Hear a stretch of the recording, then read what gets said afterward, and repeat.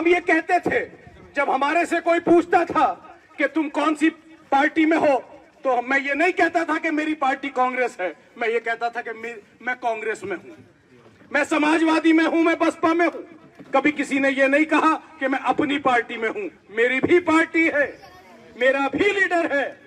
आज एक हो या दो हो, लेकिन आप सब लोगों के हाथ में मोबाइल है, एंड्रॉइड फोन है।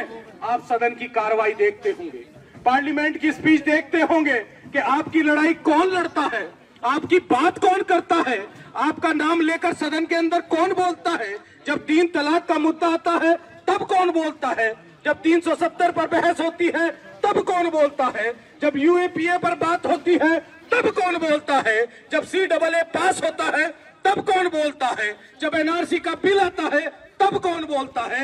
आपने अच्छी तरह देख लिया, अब इससे ज्यादा और देखने की, परखने की जरूरत मैं समझता हूं अब नहीं रही, अब कोई बाकी नहीं। आज हम ये कहने के लायक अल्लाह ने हमें कर दिया।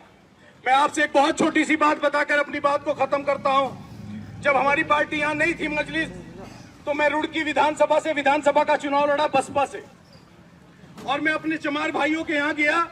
मैंने उनसे जाके वोट मांगा तो मुझसे कहने लगे, अरे डॉक्टर साहब, विधायक जी, आप यहां क्यों टाइम खराब कर रहे हो, हमारी तो पार्टी है बहुजन समाज पार्टी, हमारी तो नेता है आदरणीय बहन कुमारी मायावती जी, आप मुसलमानों में जाओ, मुसलमानों को देखो, मुसलमान कोई इसको वोट देगा, कोई उसको वोट देगा, उन्हें इकट्ठे करो।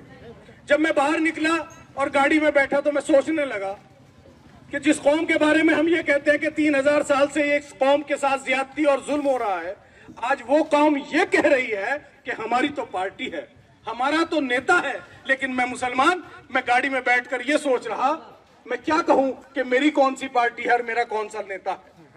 मेरे पास कुछ कहने को नहीं था कि मेरे पास मेरी भी पार्टी है और मेरा भी कोई लीडर है, नहीं कह सकता था मैं। लेकिन आज अल्लाह का इतना बड़ा एहसान और करम है कि आप लोगों की दुआओं से, जिसको आपने अभी तक देखा नहीं, जिसको आपने अभी तक वोट नहीं दिया, जिसको अभी तक आपने सपोर्ट नहीं किया, वो आपकी लड़ाई सदन में बैठकर लड़ता है, वो आपकी लड़ाई टीवी पर बैठकर लड़ता है, वो आपकी लड़ाई पब्लिक के मंच पर खड़ा होकर लड़ता है। मेरे दोस्तों, उसी जज्बे की वजह से आज आप लोग इतनी गर्मी में बैठे हैं। मोहब्बत एक तरफा नहीं होती। अगर बैरिस्टर साहब अपनी कौम से मोहब्बत करती होंगे तो यकीनन हम भी उनसे मोहब्बत करते। मेरे दोस्तों, आज वक्त आ गया जब हम ये कह सकते हैं कि हमारा भी कायद है, हमारी भी पार्टी है, अब हमें किसी के किराए के मकान में रहने की जरूरत नहीं। अब हम किराए के मकान में नहीं रहेंगे, चाहे कांग्रेस हो, सपा हो, बसपा हो या कोई सी अभी दल हो, वो हमारे किराए के मकान है, हमारा अपना मकान नहीं है। उसका एक बहुत छोटा सा सबूत आपको देता हूं कि जब आदमी किराए के मकान से जीत के जाता है, क्योंकि लोग कहते हैं कि जब कोई मुसलमान टिकट लेकर आता है किसी पार्टी से, तो वो कहते हैं कि ये मुसलमान है, इसे जिता दो। मेरे दोस्तों, अभी आपने चुनाव देखा 2019 का, उत्तर प्रदेश हमारा बड़ा भाई की तरह है, वहां सपा और बसपा का गठबंधन था, सपा और बसपा के प्रत्याशी लड़े।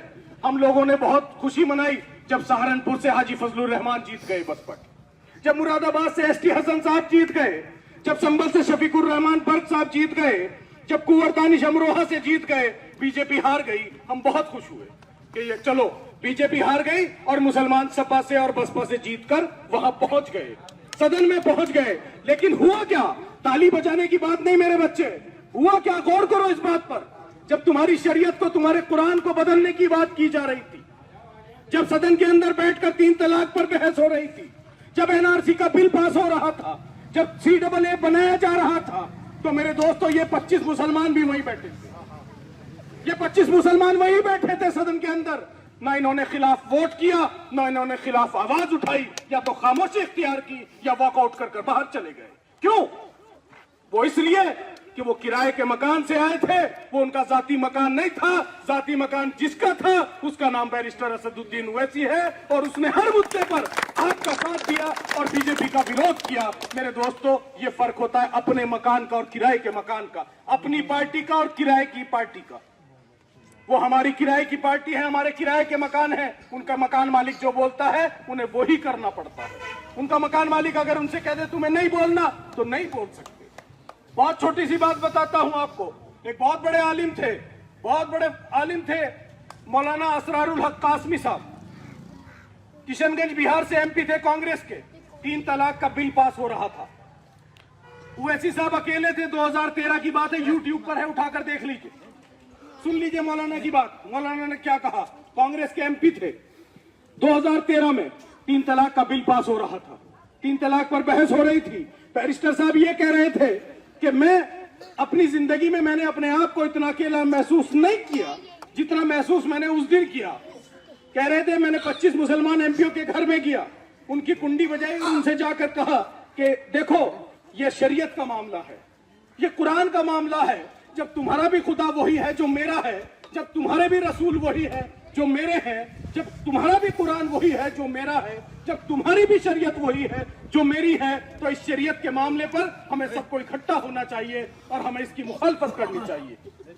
किसी ने कहा कि मेरी पार्टी मुझे बाहर निकाल देगी, किसी ने कहा मेरी पार्टी मुझे टिकट नहीं देगी, किसी ने कहा कि मुझे हिंदू भाई वोट नहीं देंगे अगर मैंने 3 तलाक के मुद्दे पर बोल दिया। ओवैसी साहब अकेले खड़े हुए 543 के ऐवान में, अकेला शेर दहाड़ता रहा, अकेला शेर बोलता रहा। और उससे भी बड़ी बात आज आपको बताकर जाता हूं, जिस दिन 3 तलाक का बिल पास हो रहा था, ओवैसी साहब की बड़ी बेटी का निकाह हो रहा था।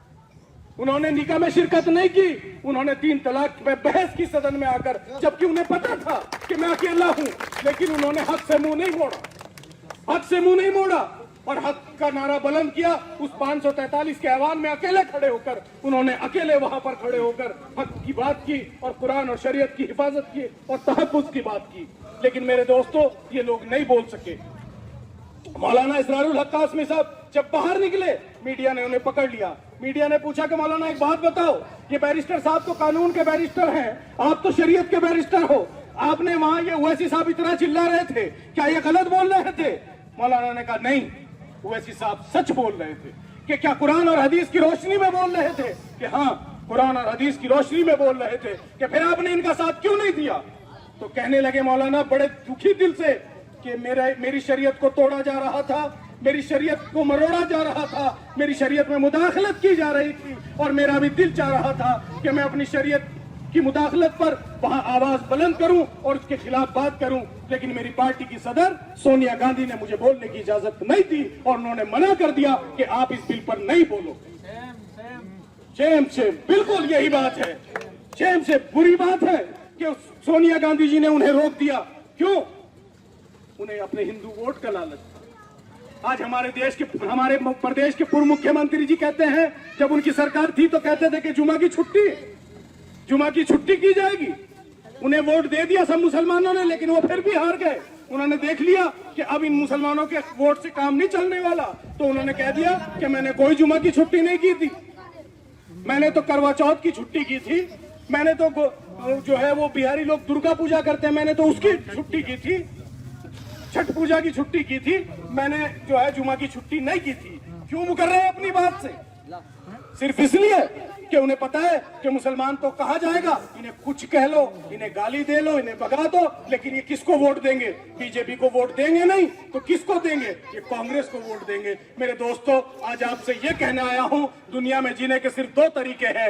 एक तरीका ये, हाथ फैलाकर जियो, जो हम लोग 70 साल से कर रहे हैं। कांग्रेस के दरबार में जाते हैं, हाथ फैलाते हैं, बसपा के दरबार में जाते हैं, हाथ फैलाते हैं, सपा के दरबार में जाते हैं, हाथ फैलाते हैं। अब मैं कहने सिर्फ ये आया हूं कि अब इस हाथ फैलाने को बंद करो, अब इस हाथ से बांटना शुरू करो, क्योंकि तरीके 2 ही है, या तो हाथ फैलाकर या इसी हाथ से बांटकर। अब बांटने वाले बनो, अब पार्टी वाले बनो, अब घर वाले बनो, अब अपने घर में किराएदार रखो। अब लोग आपके पास आएंगे, अपनी पार्टी से टिकट दिलवा दो, लोग आपको देखेंगे, लोग आपके साथ इकट्ठे होंगे और वो उस दिन होगा जब आप इत्तेहाद कर लो। वो उस दिन होगा जब लोगों को यह एहसास हो जाएगा कि ये दाढ़ी टोपी वाले, जिन्हें देश का प्रधानमंत्री कहता है कि इनकी पहचान, इनकी शनाख्त इनके लिबास से हो जाती है, वो कौम अब इकट्ठी हो गई है, वो कौम अब मुत्तहिद हो गई है, वो कौम अब हक के साथ है। ऐ खुदा, अब तू ये मौजज़ा कर दे, ऐ खुदा अब तू ये मौजज़ा कर दे, हौसला दे के समंदर के हवाले कर दे, हौसला दे के समंदर के हवाले कर दे। और हम तो मोती हैं, बिखरे हुए रहते हैं। हम तो मोती हैं, बिखरे हुए रहते हैं। इल्तिजा है कि धागे के हवाले कर दे, इल्तिजा है कि धागे के हवाले कर दे। और वो धागा कौन है? वो धागा आपकी पार्टी ऑल इंडिया मजलिस इत्तेहादुल मुस्लिमीन है। वो धागा बैरिस्टर असदुद्दीन ओवैसी है। मेरे दोस्तों, अगर ये फूल अलग अलग रहते तो ये बिखर जाते, पैरों में आ जाते, लेकिन ये एक धागे में पिर गए।